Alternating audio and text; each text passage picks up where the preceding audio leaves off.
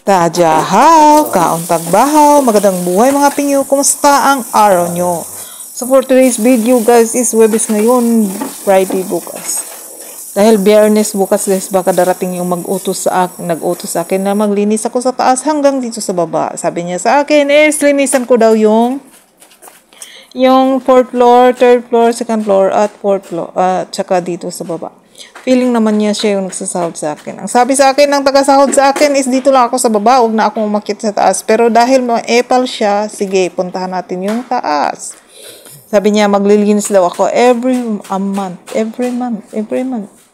Pero kahit hindi ko yun gawain, pero dahil masunurin tayong katulong at kailangan natin ng sahod, atin siyang susundin. O, diba? Buti pa yung mga anak ni Lolo hindi nag-uutos sa akin kasi sabi niya dito lang daw ako sa baba. Pero yung hindi anak ni Lolo, my God, makautos, wagas. Pero dahil masunurin ako at kailangan ko ng sahod, susunod tayo sa kanyang utos. O, diba? Ayan na, guys. Gipaningot gigugmayo ani nga kuan ba, ani nga trabaho ba. Pero okay lang na at least may ano ba, ma-justify yung ating sahod sa isang buwan ay diba? Sa ano talaga sa 4th floor guys, meron map doon for 4th floor, meron map din sa 3rd floor. Pero dahil napapagod ako at maglilinisan ko naman yung map doon at ganun din naman marumi din naman itong map ko. At saka yung map niya doon is malinis kaya napapagod ako, maglalabhan ko pa, di ba? And dito sa baba si Lolo, paano pag inubo, hindi ko siya marinig. Ano ngayon, di ba? So, ang ginamit ko, yung map ko lang dito, ganun din naman yun. At saka maalibkabok naman doon. Hindi naman niya nakikita yan. Buti kung nakita niya yung vlog ko, di ba? So, ang mahalaga, nalinis ko yun doon. Pero, linis na, mekos-mekos. So, akala naman niya. Char. So, guys, dapat lagi talaga tayong sumunod sa mga nag-uutos sa atin. Huwag tayong magdabog-dabog. Kahit ayaw mo naman, o wala naman siya dito. Once a month lang siya pumupunta dito, guys. Pero makautos siya sa akin, maglinis ka doon. Kala naman niya. Char. So, buti na lang, bukas kasi is liliguan ko si Lolo. So, magiging busy ako. Baka darating siya ng hapon.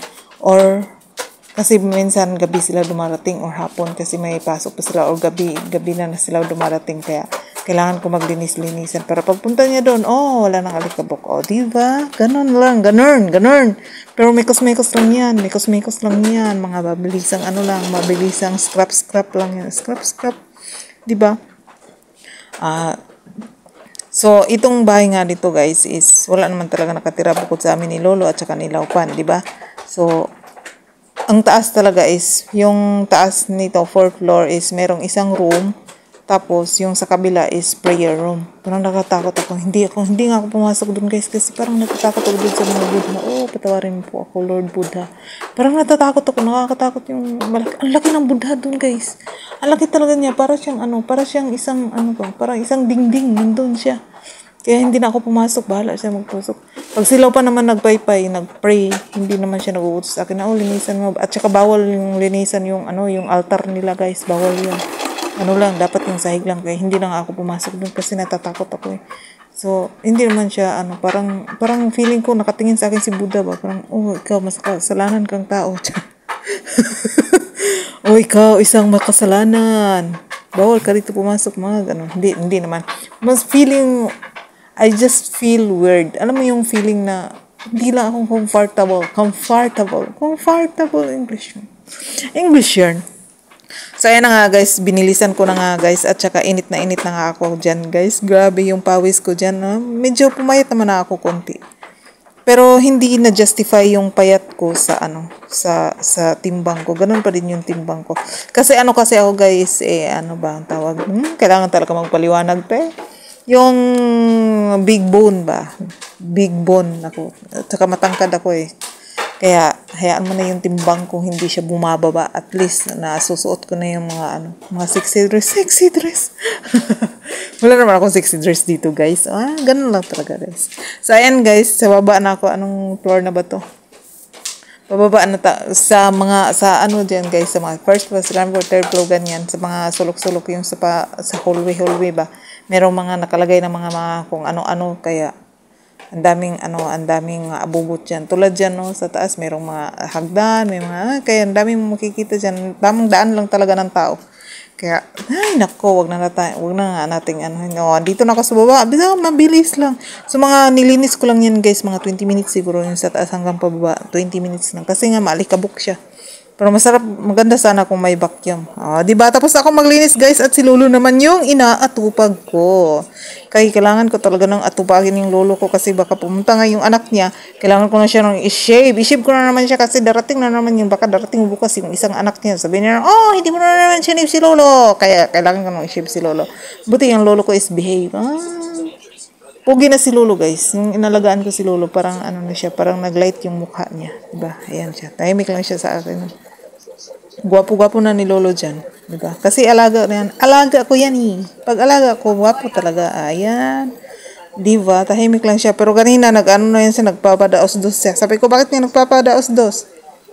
Napagod siguro siya. Yung minsan, pagod siyang umupo. Yan. Tamadesem din yun si Lolo. Minsan tamadesem ba? Minsan, pag minamassage ko siya, nagagalit siya sa akin. Sigaw siya na siya. Ganon siya. Sabi ko, hindi pwede. Sabi ko, diba? Tapos na, napahid-pahid pa sa kanyang laway. Laway is life yan si Lolo. Yung laway niya is life talaga. Ayan, diba? Cute-cute ni Lolo.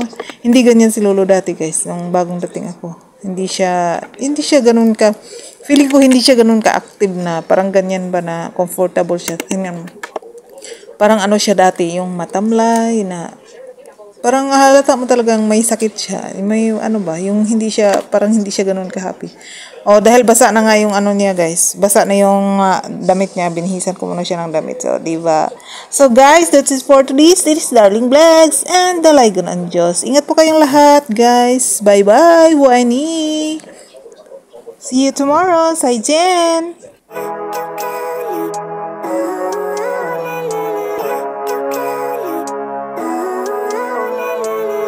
Living life, every day, late at night, not okay. All I want, and I pray, all I need are some better days. Fuck me, I'm looking in the mirror, so foggy, but I've never seen clearer. I don't really think anyone can save me, and honestly I'm not really sure I want saving. I like to be my own worst enemy. There's no risk if you don't try at anything, so I'ma just keep buying everything. See you in the next life, have to be a better me. I don't think that my head's on straight.